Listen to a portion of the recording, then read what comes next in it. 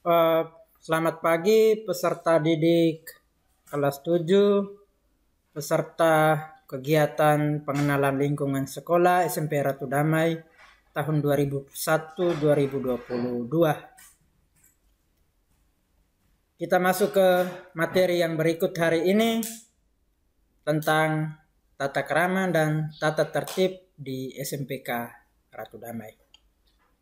Nah, kita lihat disampaikan pada kegiatan pengenalan lingkungan sekolah atau PLS SMP Katolik Ratu Damai Webalun oleh saya. Perkenalkan, nama saya Yosef Antonius Tarsisius Mercy Kelen, biasa disapa Riki Kelen atau Pak Riki.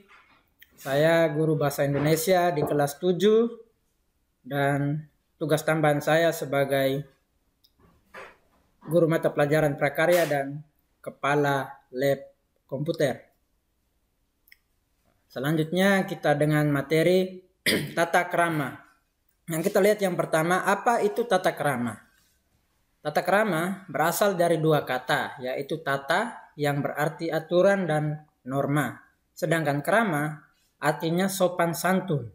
Jadi secara harfiah, kata tata krama ini mempunyai arti suatu aturan yang menjadi kebiasaan yang mengatur sikap sopan dan santun dan disepakati oleh lingkungan. Nah, tata krama dalam perkembangannya sangat mempengaruhi kehidupan manusia. Tata krama memberi manusia orientasi bagaimana ia menjalani hidupnya melalui rangkaian tindakan sehari-hari. Nah, itu berarti tata krama membantu manusia untuk mengambil sikap dan bertindak secara tepat untuk menjalani hidup ini. Tata krama pada akhirnya membantu kita untuk mengambil keputusan tentang tindakan apa yang perlu kita lakukan dan yang tidak perlu kita lakukan. Atau yang perlu kita pahami bersama bahwa tata krama ini dapat diterapkan dalam segala aspek atau sisi kehidupan kita. Next, kita lihat tujuan tata krama. Tata krama itu tujuannya untuk mengajarkan manusia untuk berperilaku sopan dan santun. Lalu yang berikut menumbuhkan rasa empati atau peka terhadap perasaan orang lain. Lalu selain itu tata krama juga bertujuan untuk menumbuhkan sikap adil terhadap diri sendiri dan orang lain. Dan terakhir menjadikan manusia untuk memiliki jiwa sosial dan saling menghargai satu sama lain. Lalu ada juga tujuan tata krama yaitu membangun kehidupan yang rukun dan harmonis. Nah, kita lihat manfaat dari tata krama. Tata krama itu bermanfaat. Manfaatnya adalah dapat lebih disenangi oleh orang lain jika kita mempunyai tata krama atau etiket tadi. Lalu tata krama dapat mempererat tali persaudaraan dengan orang lain, dapat memelihara suasana yang baik dalam bergaul pada berbagai lingkungan, dalam lingkungan keluarga, lingkungan masyarakat, lingkungan sekolah, lingkungan kerja, dan sebagainya. Next, kita lihat contoh penerapan tata krama dalam kehidupan sehari-hari. Tata krama di lingkungan rumah. Nah, di lingkungan rumah, kita sebagai anak wajib berbakti kepada orang tua. Jadi seorang anak wajib menghormati orang tuanya, mematuhi perintah orang tua, membantu orang tua meringankan pekerjaannya, dan lain-lain. Lalu sesama saudara kita juga harus saling menyayangi, saling membantu dalam hal pekerjaan di rumah, saling berkomunikasi dengan baik, menjaga nama baik keluarga kita. Lalu di lingkungan sekolah, di lingkungan sekolah tata kramanya seperti berpakaian sesuai dengan jadwalnya, berpenampilan rapi sesuai dengan tata tertib sekolah, berpakaian, rambut, dan beratribut. Saling mengucapkan salam jika bertemu dengan suster, bapak, ibu guru, dan teman-teman siswa yang lain.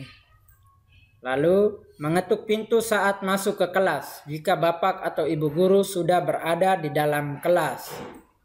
Dan berbicara dengan bahasa yang baik saat berkomunikasi dengan guru, teman-teman, atau karyawan sekolah.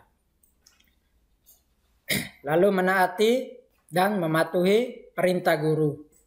Tidak membuat gaduh di dalam kelas atau di luar kelas. Dan yang terakhir, mempersiapkan diri segala sesuatu yang berkaitan dengan kegiatan belajar pada saat atau hari tersebut. Misalnya mempersiapkan buku, mempersiapkan alat tulis, pakaian, dan perangkat-perangkat lainnya yang dibutuhkan pada proses pembelajaran. Lalu kita lihat tata krama di lingkungan masyarakat. Nah, di lingkungan masyarakat, contohnya kita bersikap ramah dan santun dengan warga masyarakat lainnya. Kita berperan aktif dan positif dalam kegiatan di lingkungan kita. Berperilaku sesuai dengan aturan yang berlaku di lingkungan di mana kita berada. Next, kita lihat tata tertib kehidupan sosial di SMP Katolik Ratu Damai Waibalun. Nah, peserta didik yang memasuki satuan pendidikan SMP Katolik Ratu Damai Waibalun itu dikenal dengan siswa-siswi yang taat dan mempunyai etika yang baik. Nah, kita lihat apa saja tata tertib dari SMPK Ratu Damai. Yang pertama kita lihat seragam sekolah.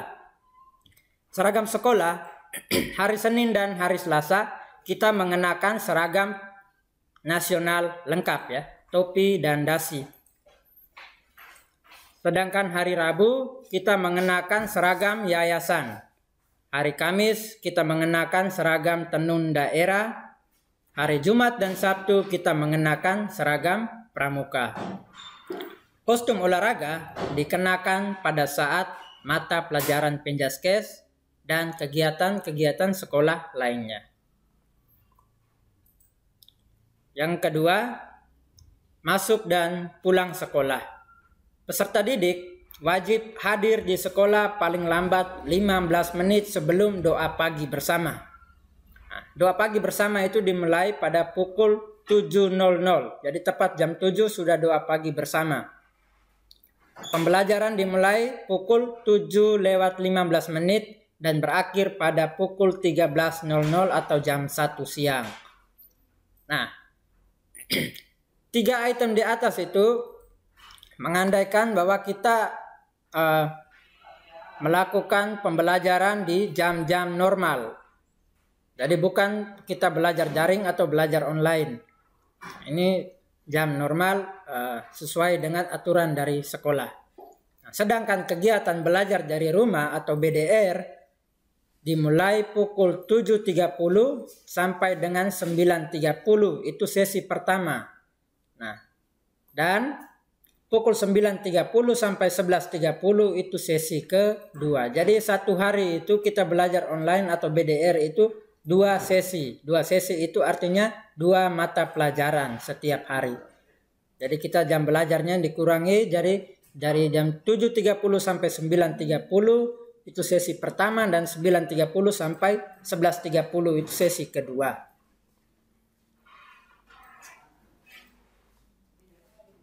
Kita lihat yang berikut, sopan santun dalam pergaulan di SMP Ratu Damai. Nah, setiap peserta didik SMP Katolik Ratu Damai memiliki budaya 5S tomat. Nah, apa itu 5S tomat?